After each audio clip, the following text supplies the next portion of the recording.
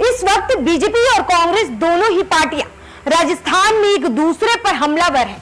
वहीं ईडी ने सोनिया गांधी और राहुल गांधी पर बड़ा एक्शन लिया है। कांग्रेस के नेशनल हेराल्ड न्यूज़पेपर से जुड़ी कंपनियों की 752 करोड़ रुपए की संपत्ति को जब्त किया गया है, जिसके बाद अब राजनीति भी शुरू हो गई है। कांग्रेस पार्टी से लेकर उद्धव ठाकरे की गुट वाली शिवसेना भी बीजेपी के वॉशिंग मशीन पर हमलावर है। नमस्कार, मैं हूं आपके साथ कामिनी झा और आप देख रहे हैं दैनिक हिंद। विधानसभा चुनाव के बीच और लोकसभा चुनाव से पहले राहुल गांधी और सोनिया गांधी की एक बार फिर से मुश्किलें बढ़ती हुई नजर आ रही हैं। ईडी ने एक बार फिर से नेशनल हेराल्ड केस में बड़ा एक्शन लिया है। ईडी ने गांधी परिवार से जुड़े एसोसिएट जनरल लिमिटेड यानी AJL यंग इंडिया की 752 करोड़ रुपए की संपत्ति को जब्त कर लिया है। ईडी के मुताबिक इन सारी संपत्तियों को गैर कानूनी तरीके से हासिल किया गया था। ईडी ने PMLA के तहत संपत्तियों को अस्थायी रूप से जब्त कर लिया है। ईडी की तरफ से किए जा रहे इस एक्शन के बाद कांग्रेस की तरफ से पलटवार किया गया है और इसे चुनावी राजनीति बताया जा रहा है। कांग्रेस नेता अभिषेक सिंघवी ने एक्स पर लिखा, ईडी द्वारा AJL की संपत्तियों को अटैच करना भाजपा का चुनाव से गुजर रहे राज्यों में होने वाली निश्चित हार से ध्यान बांटने की कोशिश है। ऐसी ओछी हरकतों से कांग्रेस या विपक्षी दलों को नहीं झुकाया जा सकता। वहीं सुप्रिया श्रीनेत ने कहा कि बीजेपी मुद्दे से हटाने के लिए ये कार्रवाई करवा रही है। वहीं राज्यसभा सांसद कांग्रेस नेता कपिल सिब्बल ने भी कार्रवाई पर सवाल उठाया। उन्होंने क्या कुछ कहा, एक बार आप भी सुनिए। जब AJL को मालूम होना, अपनी ईडी को मालूम होना चाहिए। ईडी की अटैचमेंट है ना 752 करोड़ की, तो उनको मालूम होना चाहिए कि कानून क्या कहता है। ये तो मालूम होना चाहिए ना। ईडी तो वकीलों के इशारों पे चलती है ना। वकील बताते होंगे उनको कानून क्या है।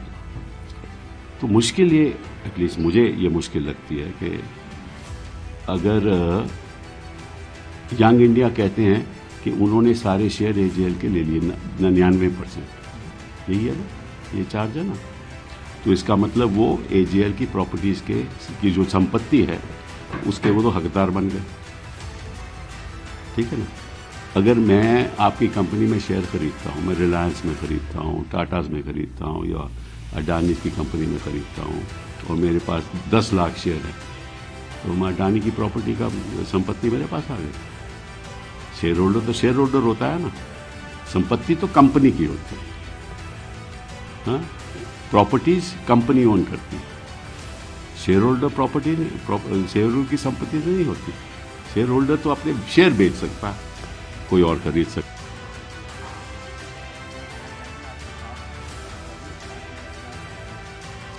ये तो हम पहले दिन से ही कह रहे हैं कि जब मोदी जी संकट में होते हैं वो अपने सबसे प्रबल घटक दल ईडी को मैदान में उतार देते हैं। और इससे पूरी तरह से ये साफ हो चुका है कि जो 2 बचे हुए चुनाव हैं, तेलंगाना में तो वो निस्तो नाबूद है और राजस्थान भी वो बुरी तरह से हारने वाले हैं। अन्यथा वो ईडी से ये कार्रवाई ना कराते। ये सिर्फ डिस्ट्रैक्ट करने के लिए, सिर्फ मुद्दे से भटकाने के लिए कार्रवाई कराई गई है।